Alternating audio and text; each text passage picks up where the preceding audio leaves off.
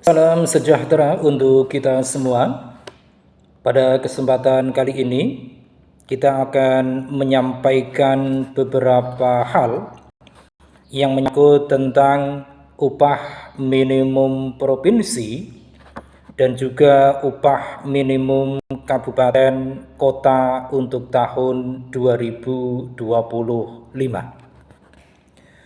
Sebagaimana telah kita ketahui bersama, bahwa Menteri Ketenagakerjaan Bapak Yasirli beberapa waktu yang lalu telah mengeluarkan kebijakan berupa peraturan Menteri Ketenagakerjaan nomor 16 tahun 2024, yang mana di dalam peraturan menteri tersebut diatur segala hal yang menyangkut tentang penetapan upah minimum untuk tahun 2025.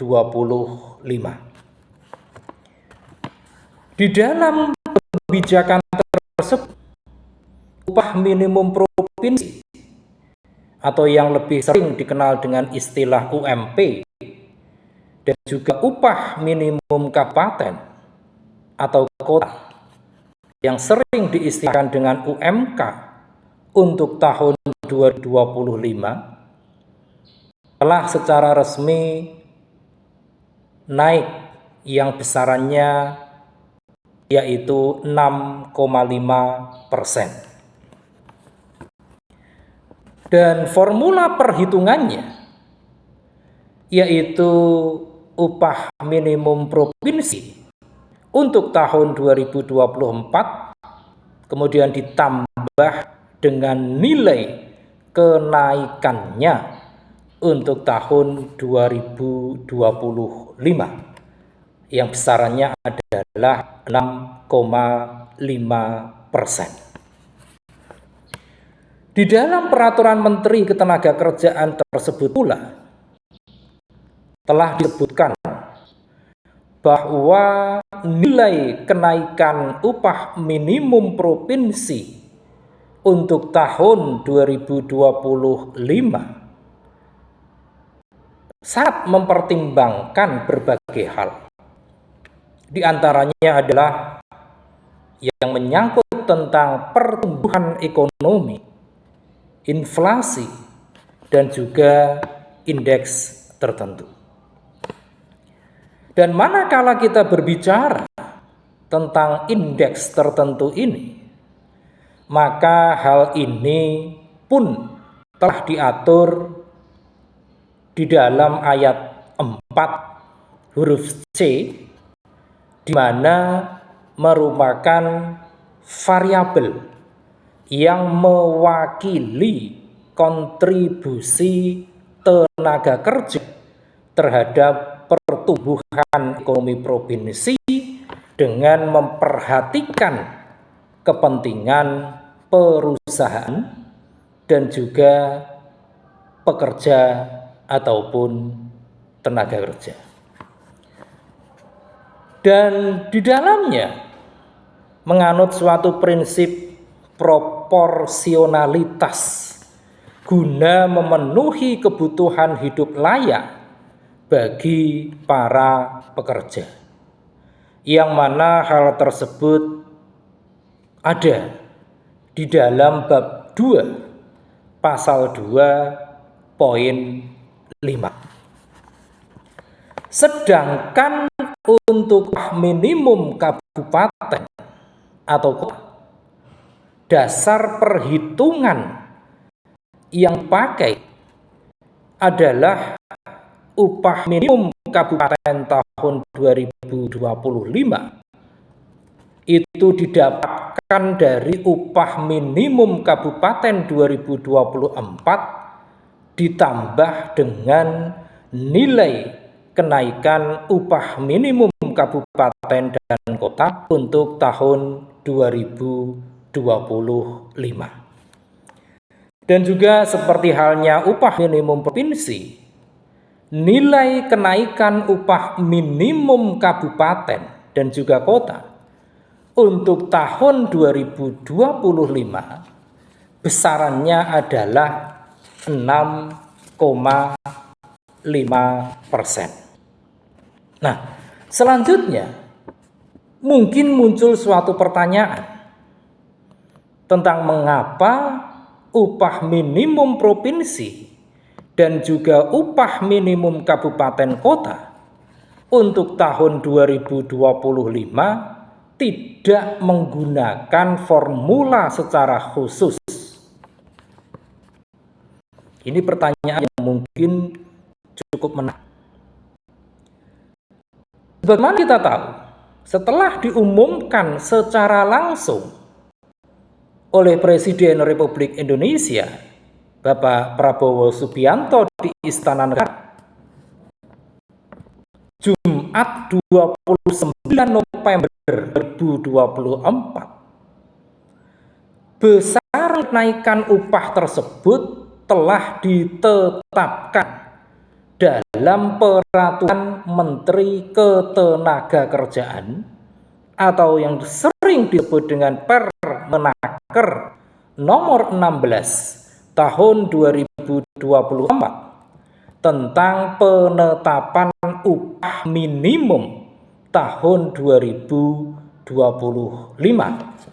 yang ditetapkan dan berlaku pada tanggal 4 Desember 2024. Angka kenaikan tersebut langsung ditetapkan. Berbeda halnya dengan penetapan untuk tahun 2024, yang mana pemerintah mengumumkan suatu formula ataupun rumus yang akan digunakan untuk penetapan kenaikan upah minimum. Dalam hal penetapan kenaikan upah minimum untuk tahun 2024 dilakukan dengan mengacu pada suatu formulasi yang diatur di dalam Peraturan Pemerintah nomor 51 kemudian tahun 2023 yang tidak berlaku lagi tentunya. Di dalam peraturan tersebut, upah minimum provinsi dihitung berdasarkan pada hasil inflasi ditambah dengan pertumbuhan ekonomi, kemudian dikalikan dengan indeks tertentu, selanjutnya dibagi dengan alfa. Akan tetapi, setelah Mahkamah Konstitusi ataupun MK mengabulkan sebagian permohonan uji material atas Undang-Undang Nomor 6 Tahun 2023 tentang penetapan Peraturan Pemerintah Pengganti Undang-Undang Nomor 2 Tahun 2022 tentang Cipta Karya atau yang lebih dikenal dengan istilah Undang-Undang Cipta Karya, dan juga berbeda dari tahun sebelumnya. Angka 6,5% ini diberlakukan untuk kenaikan upah minimum provinsi dan juga upah minimum kabupaten 2024. Walaupun tidak ditetapkan batas atas dan juga batas bawah, pemerintah telah mewajibkan kenaikan yang besarannya adalah 6,5%. Boleh di atasnya, akan tapi tidak boleh kurang dari 6,5%. Tentu saja kenaikan 6,5% ini lantas memunculkan suatu reaksi yang beragam. Ada kelompok pekerja bahkan yang dengan tegas menyampaikan ketidakpuasan. ada yang menolak. Tetapi ada juga sebagian dari mereka yang menerimanya. Tentu ini suatu dinamika. Dalam sisi yang lain, kelompok pengusaha juga mempertanyakan alasan pemerintah dalam menetapkan kenaikan upah minimum untuk tahun 2025 yang besarannya mencapai 6,5%. Tentunya sebagai bagian dari masyarakat, kita telah yakin bahwa penetapan ini pastilah telah melalui serangkaian perhitungan dengan berbagai dasar, utamanya pada kajian yang sangat-sangat mendalam dalam mempertimbangkan berbagai aspek seperti pertumbuhan ekonomi, inflasi, dan juga indeks tertentu. Dengan adanya kenaikan ini, tentu diharapkan akan terjadi peningkatan daya beli bagi para pekerja utamanya. Kita juga harus memahami bahwa peraturan Menteri Ketenagakerjaan ini diberlakukan khusus untuk tahun 2025. Sedangkan untuk tahun 2026 tentunya pemerintah akan memiliki cukup waktu yang lebih luas untuk melakukan berbagai studi yang jauh lebih komprehensif, sehingga akan semakin banyak pihak yang dapat dilibatkan, seperti halnya melibatkan lebih banyak para pakar di bidang ketenagakerjaan. Pun demikian, dengan semakin luasnya kesempatan dalam suatu forum yang dapat menampung berbagai partisipasi aktif dari para pekerja dan juga para pengusaha. Nah, mungkin sebagian dari kita ingin mengetahui tentang apa yang menjadi esensi dari peraturan Menteri Ketenagakerjaan nomor 16 tahun 2024 ini. Di dalam peraturan Menteri Ketenagakerjaan nomor 16 tahun 2024, di dalamnya diatur suatu ketetapan yang menyangkut tentang upah minimum provinsi, upah minimum kabupaten dan kota, serta juga upah minimum sektoral untuk tahun 2025.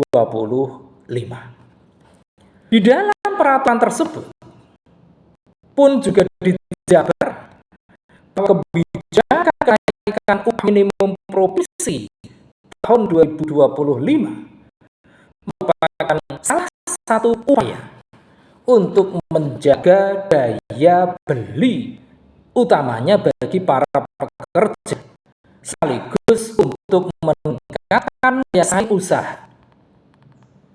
Kebijakan ini dikeluarkan juga atas berbagai pertimbangan, utamanya setelah munculnya putusan Mahkamah Konstitusi nomor 168 PUU 21/2023. Adapun isi dari peraturan tersebut, yang pertama adalah menyangkut tentang ketentuan upah minimum provinsi tahun 2025. Pada bagian 1 terdapat penjelasan yang berkaitan dengan upah minimum provinsi dan juga pelaksanaannya. Dalam hal ini, nilai kenaikan UMP untuk tahun 2025 sebesar 6,5% dari UMP tahun 2024. Besaran kenaikan ini pun juga telah mempertimbangkan berbagai aspek seperti halnya tentang pertumbuhan ekonomi, inflasi, maupun indeks tertentu. Sedangkan penghitungan untuk UMP tahun 2025 dilakukan Dewan Pengupahan Provinsi. Gubernur dalam hal ini wajib menetapkan UMP dengan menggunakan formula penghitungan UMP 2025 sama dengan UMP 2024 tentunya itu akan ditambah dengan nilai kenaikan UMP 2025 sebesar 6,5% dari UMP tahun 2024. Kemudian isi berikutnya, yaitu yang menyangkut tentang ketentuan UMK tahun 2025. Pada bagian kedua, dijabarkan berbagai hal yang menyangkut tentang upah minimum kabupaten kota dan juga pelaksanaannya. Dan nilai kenaikan UMK tahun 2025 pun juga besarannya adalah 6,5% dari UMK tahun 2024. Dan ini juga tentunya telah melalui berbagai pertimbangan, utamanya pada aspek-aspek yang menyangkut tentang pertumbuhan ekonomi, inflasi, dan juga indeks tertentu. Dan isi yang terakhir dari peraturan tersebut adalah yang menyangkut tentang upah minimum sektoral. Pada bagian ini dijelaskan tentang upah minimum sektoral dan juga pelaksanaannya. Di sini diatur bahwa upah minimum sektoral provinsi harus lebih tinggi dari nilai upah minimum provinsi. Pun demikian, dengan nilai UMS kabupaten kota harus lebih tinggi dari upah minimum kabupaten ataupun kota.